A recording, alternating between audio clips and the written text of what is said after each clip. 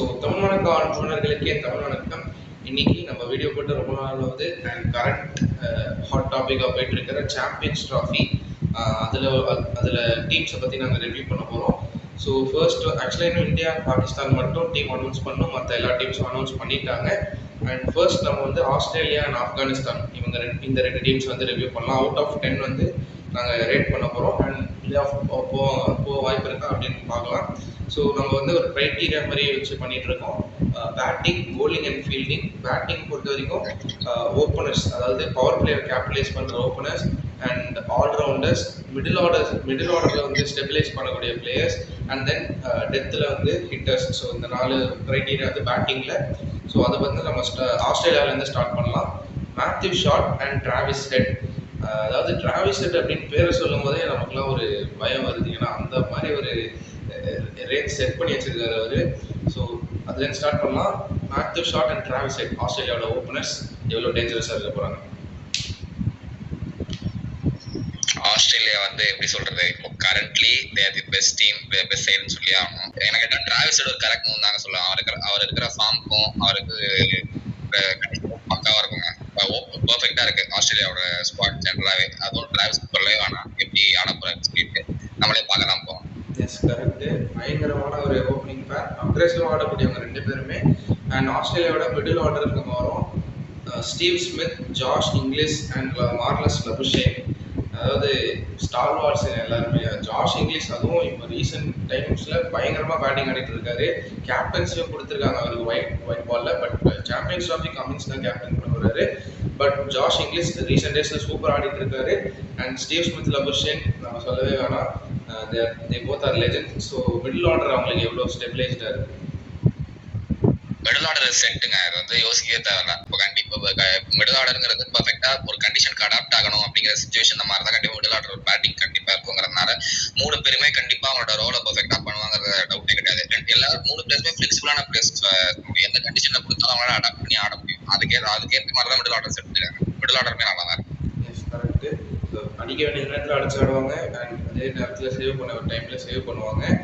And Australia அதுக்கடுத்து பார்த்தீங்கன்னா அவங்களோட ஆல்ரவுண்ட் எபிலிட்டி. ஸோ அங்கே தான் வந்து ஆல்ரவுண்டர்ஸ்க்கு அவங்களுக்கு பஞ்சமே கிடையாது. ஒரு மேக்ஸ்வெல் எடுத்துக்கலாம், ஒரு டிராவிஸ் ஹெட் போலிங் போடுவார், மேத்யூ ஷாட் போலிங் போடுவார், Marcus Stoinis, Darren Hardie. So இந்த மாதிரி நிறைய ஆல்ரவுண்டர்ஸ்.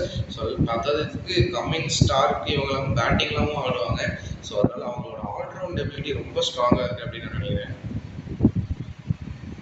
ஆமாங்க, இப்போ இவ்வளோ ஒரு லாங் ஃபார்மேட் ஆஃப் தி கேம்ல எந்த நேரத்துலையுமே எந்த ஒரு சுச்சுவேஷனையும் ஒரு டீம் இருக்க சான்சஸ் இருக்கு. கண்டிப்பா ஒரு பாயிண்ட் ஆஃப் டைம்ல ஒரு டேலண்டர்ஸ் தான் ஒரு மேட்சை கொண்டு போற அளவுக்கு கொண்டு போற மாதிரி இருக்கும்.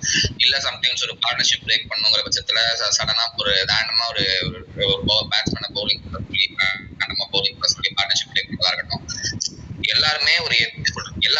எல்லாமே பண்ண தெரிஞ்சாதான் ஒரு டீமால சர்வே பண்ண முடியும் அப்படிங்கறத நான் ஃபீல் பண்றேன். இப்போ ஒரு ஹை ஸ்டாண்டர்ட்ஸ் ஆஃப் தி கேம்ல ஒரு 8 நேஷன் ஆட போற அந்த கேம்ல கண்டிப்பா காம்படிஷன் டஃபா இருக்குங்கிற பட்சத்துல அவங்க எல்லாத்துக்குமே ரெடியா இருக்கணும்னு நான் நினைக்கிறேன். ஆஸ்திரேலியா அதுல வந்து சொல்லவே தேவையில்ல, அவங்க கண்டிப்பா ஒரு ரிமார்க்கபிளான சேஞ்சஸ் தான் கொண்டு வந்துருக்காங்க. அஃப்கோர்ஸ் அந்த ஆல்ரவுண்டிங் அபிலிட்டிங்கிறது எல்லாருக்குமே ஆஸ்திரேலியன் பிளட்ல இருக்கிற மாதிரி எல்லாருக்குமே இங்க நான் சொல்லியாங்க.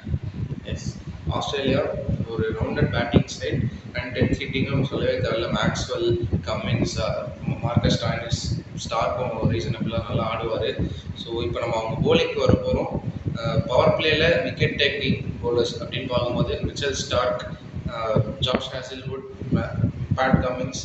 ஸோ இந்த மாதிரி போலர்ஸ்லாம் இருக்கும்போது பேட்ஸ்மேன் ரொம்ப கஷ்டம் ஆடுறது. World class bowlers. ஸோ அவங்களோட பவர் பிளே போலிங் பிளேஸ் எப்படி இருக்காங்க? Power play bowling is fixed in my opinion. I feel like death overs எல்லாம் மேபி கஷ்டப்படுவாங்களோ அப்படிங்கிறத வந்து நான் ஃபீல் பண்றேன். ஆஸ்திரேலியா சைட்ல இது பண்ற வரைக்கும் நான் நல்லா ஸ்டார்ட் கொடுத்துட்டு கடைசியில மேபி, ஏன்னா ஜெனரல் ஆஸ்திரேலியா வந்து பவுலிங் டெத் ஓவர் யூனிட்ங்கிறது அவ்வளோ எல்லா டைம்லயும் ரொம்ப பர்ஃபெக்டா இருக்கிறது அவசியம் இல்லை. நம்மளே பார்த்துருக்கோம் எப்படி இருக்காங்க, சமரம் இருக்காங்கிற மாதிரி சொல்லிட்டு மேபி அவங்களோட டெத் ஓவர் இது அவங்க ப்ராப்பரா சூஸ் பண்ணாங்கன்னா மேபி இன்னும் பெட்டரா இருக்கும் அப்படிங்கிறத நான் ஃபீல் பண்றேன். இன்ஃபேக்ட் நெக்ஸ்ட் கொஸ்டினே அதுதான் இருக்கும்போது, ஏன்னா மிச்சல் ஸ்டார்க் வந்து நியூ பாலில் நமக்கு தெரியும் பயங்கரமான பவுலர், பால் ஸ்விங்கர், அவர் சூப்பராக போடுவார். பட் அவரோட டெத் ஓவர்ஸ் அப்படின்னு பார்க்கும்போது கொஞ்சம் எக்ஸ்பென்சிவாக இருந்திருக்காரு. நிறைய இந்த ஃபுல்லர் டெலிவரிஸ் போட போய் அடி வாங்கியிருக்காரு. ஸோ மிச்சல் ஸ்டார்க் டெத் ஓவர்ஸில் ஒரு ஒரு சின்ன டிஸ்அட்வான்டேஜாக இருக்கும். அண்ட் அவங்களுக்கு அந்த 3 பேஸ் போலர்ஸ்க்கு அப்புறம் ஆடம் ஜாம்பா ஒரு நல்ல ஸ்பின்னர் இருக்காரு. அண்ட் இப்போ அவங்களோட ஸ்பின் ஸ்ட்ரென்த்துக்கு நம்ம வரலாம். Adam Zampa, Glenn Maxwell and ஒரு சர்டன் எக்ஸ்டென்ட்டுக்கு டிராவிஸ் ஹெட், மேத்யூ ஷாட் அந்த மாதிரி பிளேயர்ஸ் இருக்காங்க. ஆடம் ஜாம்பா வந்து சூப்பர் லெக் ஸ்பின்னர், அது டவுட்டே கிடையாது. கிளென் மேக்ஸ்வெல் வந்து கொஞ்சம் அடி வாங்க வாய்ப்பு இருக்குன்னு எனக்கு தோணுது. ஸோ அவங்களோட ஸ்பின் ஸ்ட்ரென்த் எப்படி இருக்கு? அதாங்க இப்போ எனக்கு தெரிஞ்சு மேபி இன்னும் ஒரு எக்ஸ்பீரியன்ஸ் ஸ்பின்னர் தேவைப்படுமோ அப்படிங்கிறது எனக்கு வந்து ஃபீல் ஆகுது. பேசர்ஸ் ஓகே, ஆஃப்கோர்ஸ் அதான் பேசர்ஸ் பத்தி பேசியாச்சு. ஸ்பின்னர்ஸ் இந்த sense Travis head okay, Travis head போடுவாரு, டிராவிஸ் ஹெட் இருக்காரு, மேக்ஸ்வெல் இருக்காரு. ஆடம் ஜாம்பாவோட எக்ஸ்பீரியன்ஸ்க்கு மேபி இன்னும் ஒருத்தர் மேபி இருந்தா ஒரு இந்த சைடை கைட் பண்ண இன்னும் ஈஸியா இருக்கும் அப்படிங்கறதான் நான் ஃபீல் பண்றேன். அது ஆல்சோ இது வந்து எப்படி சொல்றது, இப்போ அது என்ன மாதிரி பிட்ச்ல ஆட போறாங்க, ட்ராக்ஸ் எப்படி இருக்கும் அப்படிங்கறதையும் இது பண்ணிட்டு அதுக்கேற்ற மாதிரி தான் பவுலிங் சூஸ் பண்ணிருக்காங்க அப்படிங்கிறத நம்பணும். பட் என்ன கேட்டா இன்னும் ஒரு ஸ்பின்னர் மேபி இருந்திருக்கலாமோ, அட்லீஸ்ட் ஒரு ஃபுல் டைம் ஸ்பின்னர் மாதிரி யாராச்சும் ஒருத்தர் கொண்டு வந்திருக்கலாமோங்கிறத நான் ஃபீல் பண்றேன். மேபி அது தேவைப்படாங்களோ படலையோ, பட் மேபி ஒரு பேக்கப்காக வச்சு கொண்டு வந்திருக்கலாமோ அப்படிங்கிறத. Yes, correct. So Australian team வந்து கம்ப்ளீட்டாக வந்து பேட்டிங் போலிங் எல்லாம் அனலைஸ் பண்ணியாச்சு. பேட்டிங் அவங்களுக்கு பிரச்சனை இல்லை, பட் பேட்டிங்கில் மேத்யூ ஷாட் அவர் தான் அந்த ஓப்பனிங் ஸ்டார்ட் வந்து டிராவிஸ் ஹெட் கூட ஒரு லாங் ஸ்டே இருந்தால், ஐ மீன் அவர் அடிக்கணும்னு கூட அவசியம் இல்லை, டிராவிஸ் ஹெட்டுக்கு ஒரு சப்போர்ட் கொடுத்தா டிராவிஸ் ஹெட் ஒரு சைடு அடிச்சுட்டு இருப்பாரு. பட் மேத்யூ ஷாட்டோட விக்கெட் ஏர்லியாக விழுந்துச்சுன்னா அவங்களுக்கு கொஞ்சம் இதுவாக இருக்கும்னு எனக்கு தோணுது. மற்றபடி அவங்க பேட்டிங் வந்து ஃபுல் ரவுண்டட் அண்ட் போலிங்கும் வந்து நம்ம பேசிட்டோம். Mitchell Stark towards the end கொஞ்சம் கஷ்டப்படுவார் அண்ட் இன்னொரு ஸ்பின்னர் நல்ல ஸ்பின்னர் இருந்திருக்கலாம் அப்படின்னு சொல்லிட்டு. அவங்களோட ஃபீல்டிங் வரும்போது ஆஸ்திரேலியன்ஸ் ஃபீல்டிங் வந்து நம்ம டவுட்டே பண்ண முடியாது. எவ்வளோ கஷ்டமான கேட்சாக இருந்தாலும் ஈஸியாக எடுத்து காட்டுவாங்க அந்த கேட்சை. ஸோ அவங்களோட ஃபீல்டிங் ரவுண்டடாக இருக்குல்ல. அதான் நம்ம வேர்ல்ட் கப்லேயே பார்த்தோம், நம்ம ஃபைனல்லே பார்த்தோம் வெறித்தனமா ஃபீல்டிங் பண்ணாங்க அப்படின்னு சொல்லிட்டு. ஐ மீன் அவங்களுக்கு அந்த பேஷன், அந்த கம்ப்ளீட்டா அந்த ஃபயர் இருக்குங்க. ஃபீல்டிங் வந்து ஆஸ்திரேலியாலே எப்படி சொல்றது, பிளேயர் வைஸா பார்க்க ஒரு டீம் வைஸா பார்க்கும்போது ஸ்ட்ராங்கா தான் தெரியுது. அட்லீஸ்ட் கண்டிப்பா ஃபீல்டிங் இது பண்ண மாட்டாங்க அப்படிங்கிறது தான். கண்டிப்பா அவங்களை 100% கொடுத்தாங்க. இது ஒரு நல்ல ஃபீல்டிங் யூனிட்டும் கூட. Super fielding side. ஸோ நம்ம இப்போ கம்ப்ளீட்டாக ஆஸ்திரேலியா பற்றி பார்த்துட்டோம். அவுட் ஆஃப் 10 என்னோட ரேட்டிங் வந்து அந்த 2-3 சின்ன queries இருக்கிறதுனால நான் 7.5 அவுட் ஆஃப் 10 கொடுக்க போகிறேன். உன்னோட ரேட்டிங் என்ன ஆஸ்திரேலியா? என்னோட ரேட்டிங் 7 தான். 7 ஓகே. பிளே ஆஃப் சான்ஸ் இருக்கா ஆஸ்திரேலியாவுக்கு? கண்டிப்பா சான்சஸ் இருக்கு. மேபி ஆஃப்கோர்ஸ் இது வந்து டவுட்டே இல்லை. மேபி அவங்க ஏதாச்சும் பிளண்டரா மேபி சோக் மாதிரி பண்ணாங்கன்னா மேபி வாய்ப்பு இல்லை. பட் ஜெனரலா ஆஸ்திரேலியா மாதிரி பண்ண மாட்டாங்க. வேர்ல்ட் கப்ல நடந்த மாதிரி ஏதாச்சும் அந்த மாதிரி கொஞ்சம் நடந்து அந்த நடந்தா மட்டும்தான் ஆஸ்திரேலியா இதுவாக இருந்தது. மற்றபடி கண்டிப்பா சேம் கண்டிப்பா அவங்க சான்சஸ் ஸ்குவாட் பண்றது. ஸோ நம்ம நெக்ஸ்ட் டீம் ஆப்கானிஸ்தான். அதாவது எல்லா ஐசிசி டோர்னமெண்ட்ஸ்லையுமே ஒரு அண்டர் ரேட்டட் டீம்னா இவங்க தான். ஆனால் வந்து கண்டிப்பாக ஒரு மேஜிக் பண்ணிடுவாங்க இந்த டீமு. ஸோ இவங்களை வந்து நம்ம பார்த்துடலாம். ஃபஸ்ட்டு அவங்களோட ஓப்பனர்ஸ் அப்படின்னு பார்க்கும்போது இப்ராஹிம் சத்ரான் அண்ட் ரஹ்மானுல்லா குர்பாஸ் தான் வந்து மோஸ்ட்லி ஓப்பன் பண்ணியிருக்காங்க. பட் ரீசெண்ட் டைம்ஸில் இந்த அக்டல் அப்படின்ற ஒரு ஓப்பனர் அவங்களுக்கு ஓப்பன் பண்ணியிருக்காரு. பயங்கர ஒரு செஞ்சுரி, ஆஃப் செஞ்சுரி எல்லாமே அடிச்சிருக்காரு. ஸோ அவர் ஒரு இன்ட்ரெஸ்டிங்காக இருக்க போது ஃபர்ஸ்ட் வந்து இப்ராஹிம் சத்ரான் அண்ட் ரஹ்மானுல்லா குர்பாஸ் நம்ம வேர்ல்ட் கப்லேயே பார்த்தோம். சூப்பரான ஸ்டார்ட்ஸ்லாம் கொடுத்தாங்க. ஸோ ஓப்பனிங் அவங்களுக்கு எப்படி இருக்கு? எனக்கு தெரிஞ்சவருக்கு மேபி இப்போ இன்ஜுரினால போயிருந்தான்னு நினைக்கிறேன்.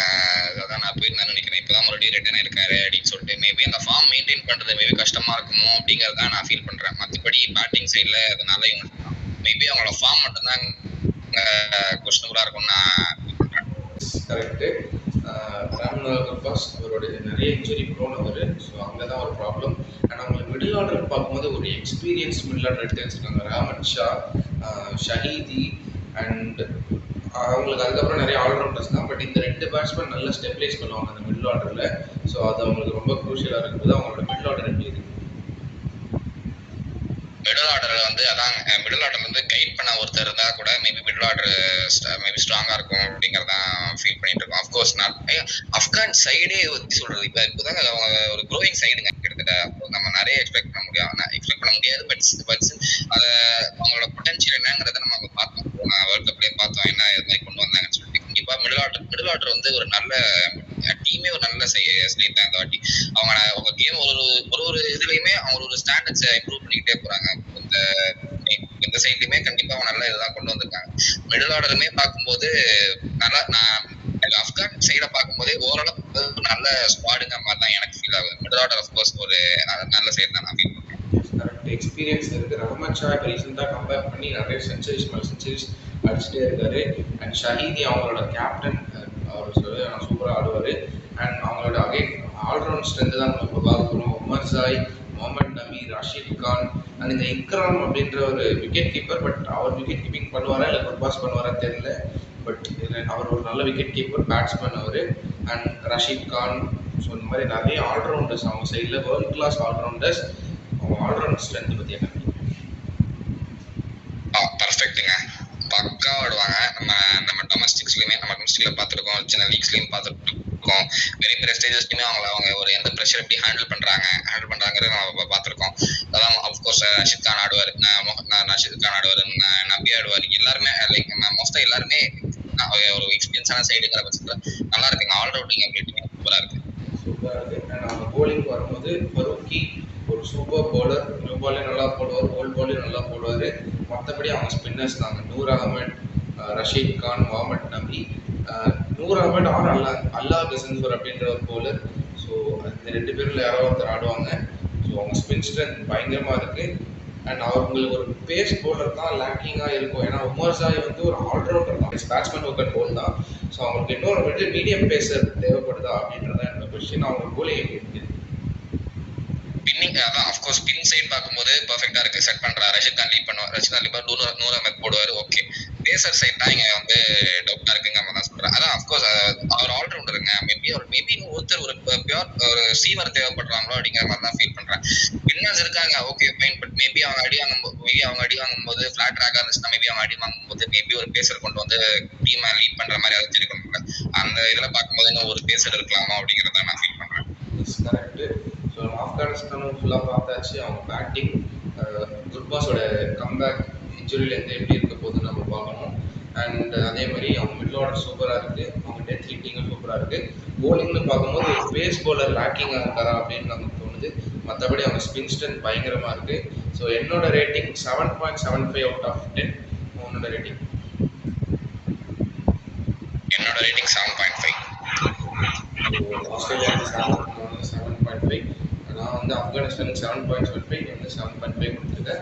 அண்ட் ஆஸ்திரேலியா வந்து குவாலிஃபை ஆகணும்னு சொல்லியிருக்கேன். நான் வந்து கொஞ்சம் டவுட்டுன்னு சொல்லி, ஏன்னா இங்கிலாந்து இருக்காங்க. அந்த ஆஸ்திரேலியாவோட குரூப் கொஞ்சம் டஃப்பாக இருக்குது. England, Australia, Afghanistan and south Africa. So 4 டீம்ஸுமே பயங்கர காம்படிட்டர்ஸாக இருக்க போகிறாங்க. ஆஸ்திரேலியா கொஞ்சம் கஷ்டப்படுவாங்கன்னு தோணுது. பட் ஸ்டில் அவங்க எப்படி ஜெயிச்சு வரணும்னு அவங்களுக்கு தெரியும். ஸோ அவங்க வந்து விட மாட்டாங்க இந்த வாட்டி. ஸோ ஆஸ்திரேலியா அண்ட் ஆப்கானிஸ்தான் என்னவோ மறுபடியும் அவங்க மேஜிக் பண்ணி குவாலிஃபை ஆக போகிறாங்கன்னு தோணுது. ஸோ நல்லா எல்லாமே கம்ப்ளீட்டாக பார்த்தாச்சு. நம்ம நெக்ஸ்ட் வீடியோவில் அடுத்த 2 டீம்ஸ் பற்றி பார்க்கலாம். And then it's my next show. Thanks viewers. Thank you guys.